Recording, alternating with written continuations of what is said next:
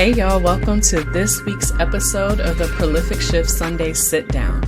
So we are on episode 6 and it's August 1st and I'm Janae Peters. I'm excited to be here with y'all today.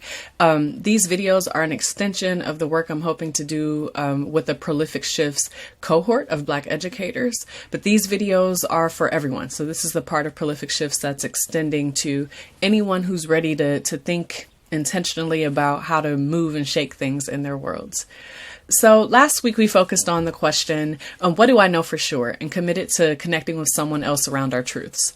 This week we're going to start to explore life before and after unintentional shifts, the things for which we don't plan and which impact our perspectives and actions a great deal. And this is really thinking about, so much of Prolific Shifts is about setting intentions, making plans and doing all that. And then there are things that we just can't do that for, right? Things that happen to us, things that happen because of us, even that we can't plan for, but we can start thinking about how past things have informed this in our lives and think about what moving forward looks like. So this week's question is, I hope the question itself is kind of simple, but it's, what is a core value that has changed for you over time? And then the follow-up 2 questions are, what precipitated that shift and what did you learn about yourself in the process? So we live in a world where we don't have time to stop and process. Like, that's not a given for us.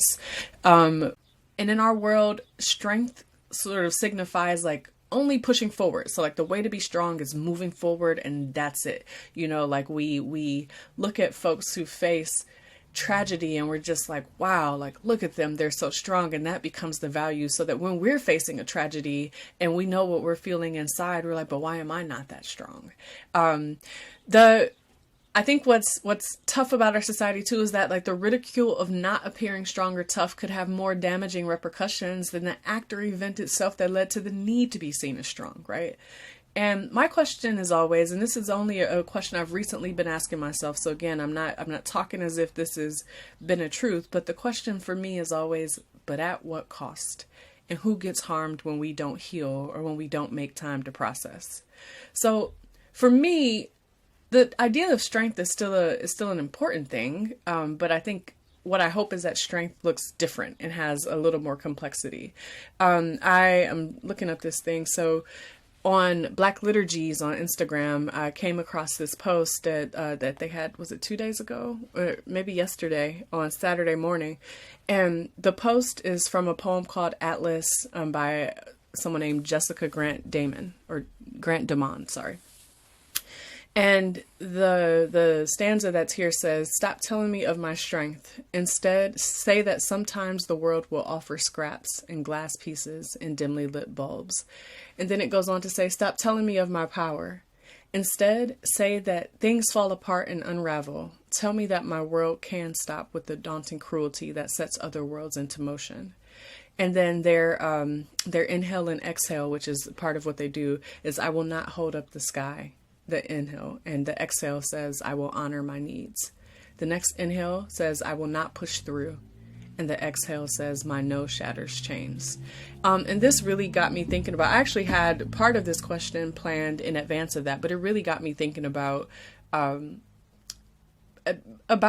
much we're expected to just be strong and actually not heal, and like that's the thing to pass on, when what that really seems to me to do is just leave a bunch of unhealed people moving and working through the world and hurting each other.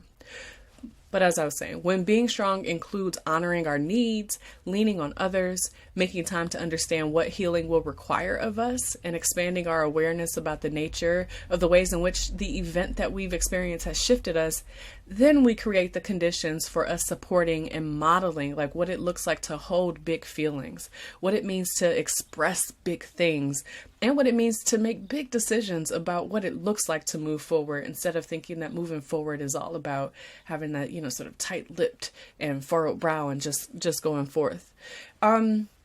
For me, the biggest shift that I'll share here is a car accident that my family was in just before I headed to 10th grade. And there was a lot to that story, a lot of complexities, but some of those stories are not mine to tell. So the one I can tell is my own. So in that accident, I think I had a 3 blood clots on my brain, and then my eardrum was ruptured and I had a skull fracture, which was neat. A neat fracture, not that it was neat that I had one. So I didn't have to get any surgeries and things started coming together, but I did have to go to a neurologist a couple times. Like, they were telling me things like that I would probably not be in honors courses anymore, and that, you know, shouldn't be surprised if I couldn't think sometimes. And what that did for me, I was crushed. I think those who know me today know how much it would mean to me to hear that I might not be able to think someday, which could still be true, right? But to hear this at that time was a lot to take in. And I remember sitting there and deciding, like, yeah, no, like, okay, if I'm not gonna be able to think for myself, then I need to make moves while I think I'm thinking right now. So like, I need to make some moves to make sure that I am intellectually sharp, you know, like that I can make a good argument, that I can move forward, and I'm going to stay in these honors classes. And then it shifted to, I think I always felt nerdy, but that moment shifted my identity to prioritizing my like intellectual self and really cultivating that piece. And again, I think we also sometimes need to know, like, when we go too far, because I think I relied too much on that aspect of too much on that aspect of my identity, which is why I'm trying to open up and expand it and complexify it to hold all the other things that I've been interested in, that because I thought I had to have this narrow focus on my intellectual stamina, intellectual capabilities, I felt that, you know, after this, like that shifted that value for me. Like, that value was always there. I loved to teach, even as a child, loved to learn, but that accident was like, no, all right, you said I'm going to get that taken away, so this is my priority. This is how I'm going to lead my life. And, you know, there's some give and take there. But yeah, that's one that I think about when I think of this question, and the things that I did in order to have a sense of intellectual achievement. Like, so doing the most, staying up too late, you know, all those things that I think could have still happened with a little more moderation, but I didn't have that sense. So that's one that's changed for me.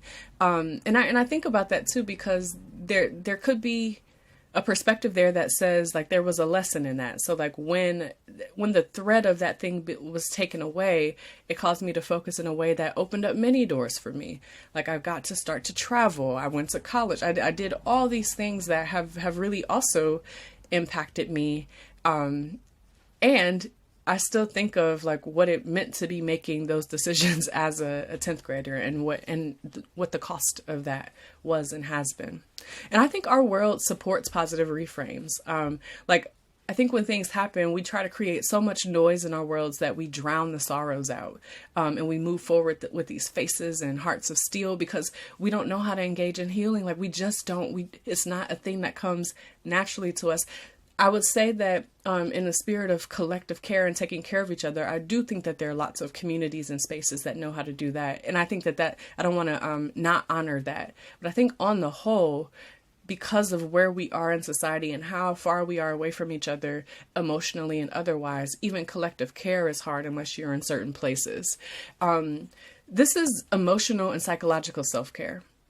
There's so many big things that happen in our worlds, and we know and feel that we've changed, but it's not always natural to explore those changes and make decisions around how they inform what we want or need from our world or for those in our orbits. So we can say, like, you know, this has changed me forever. I know that this has changed, but how? And what are you going to do with that knowledge? Or what does that mean for you? Is that a change you want? Is that a change that you can get support around, like countering it? You know, like what does that mean for you? And so because so much happens and because we don't deal with it, a lot of times this not dealing with it manifests in rifts and ruptures in relationships and some self-sabotaging behavior. And in the numbing that I kind of talked about in the soothing and comforting video a couple weeks ago. And also, like, this video is coming to a close, but I also want to note that negative shifts aren't the only things that rock us, right? So we can also shift as a result of positive things in our worlds, learning how to trust, learning how to accept support, experiencing a sense of safety and ease in relationships of all sorts, expressing commitments. I was just recently at a wonderful wedding where, like, that was something that really just stood out to me. Like, the love and commitment in that space is something that changes you. when we have children, when we feel an overwhelming sense of love after we've been celebrated, whether that's a surprise party or celebrating an achievement. Like, those are things that can shift too. Like when you don't know how much people love or care for you and you witness that, like that changes us too, and might also change some values. And it's also probably even more realistic that we experience both, and it's two-sided always, that there's a heartbreaking, precipitating factor, and somewhere in that experience, we experience another more positive or healing shift. So this is what's happening this week. And so remember, the question is, what is a core value that has changed for you over time, and what precipitated that shift, and what did you learn about yourself in that process? And then the action item is to take some time to think about where you felt this shift, like where you felt it in your body, in your soul, in your mind, whatever your access point is. Note if you feel safe and supported in engaging this. So there might be some folks who don't want to do this by themselves, but with their support systems. Note what values you held and behaviors you engaged before the precipitating factor, and then note your values and behaviors after the shift. And then consider how or if this shift is in alignment with your needs and growth and where you want to be. And what I would do, I would have an extension to this. I would create a post-shift manifesto. So given that this thing has happened and given that it has changed me in this way, whether that's for the better or with some complexity, create a post-shift manifesto that you decide like what it means for you to move forward in this, or the kinds of things that you want to do and create in your world. All right, y'all. Thank you so much for listening. I really tried to keep this one at 10 minutes, but we're heading into 12. Sorry. But I'll see y'all next week, and I'm just looking forward to more of this. If you liked anything you heard, please don't hesitate to comment, like, subscribe, or support in any of these ways, and especially through your love and care. Peace, and I'll see y'all again soon.